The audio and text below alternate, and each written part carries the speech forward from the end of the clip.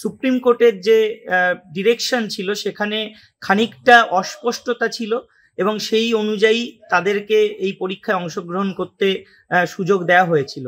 কিন্তু আজকে হাইকোর্ট এটা নির্দিষ্ট করে দিল যে যারা ডিসেবলড এবং টেন্টেড তারা এই পাহাড়দার প্রসেসে অংশগ্রহণ করতে পারবে না। আমরা আশা রাখবো যাতে স্বচ্ছ নিয়োগ হয়।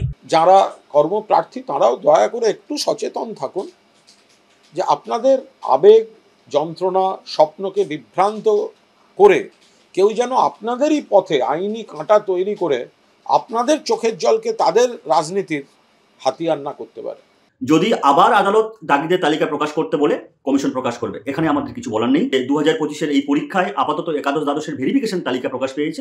এই ভেরিফিকেশন তালিকায় যদি দাগি থেকেও থাকে বা যদি কেউ ভুল নম্বর ইনপুট করে এক্সপিরিয়েন্স নম্বর পেয়েও থাকে, এই সমস্ত অসঙ্গতি ভেরিফিকেশন পর্বে বাদ যাবে বলেই আমরা আশা রাখি। প্রাক্তন শিক্ষামন্ত্রী তো বলেই দিয়েছেন যে দুর্নীতি কোনো ইস্যু নয় পশ্চিমবঙ্গে। সুতরাং দুর্নীতি যখন কোনো ইস্যু নয়, মেধাকে প্রতারিত করা বা যোগ্য পরীক্ষার্থীকে দূরে সরিয়ে রেখে তার চাকরিটা বিক্রি করে দেওয়াটাও কোনো ইস্যু নয়, সেই জন্যই এসব চলছে। আজকে এসএসসির পক্ষ থেকে সেই সিনিয়র কাউন্সিলই বলছেন যে আমাদের আন্ডারস্ট্যান্ডিং হয়েছে যে পিএইচরা টেন্টেড হলে পরীক্ষায় বসতে পারবেন।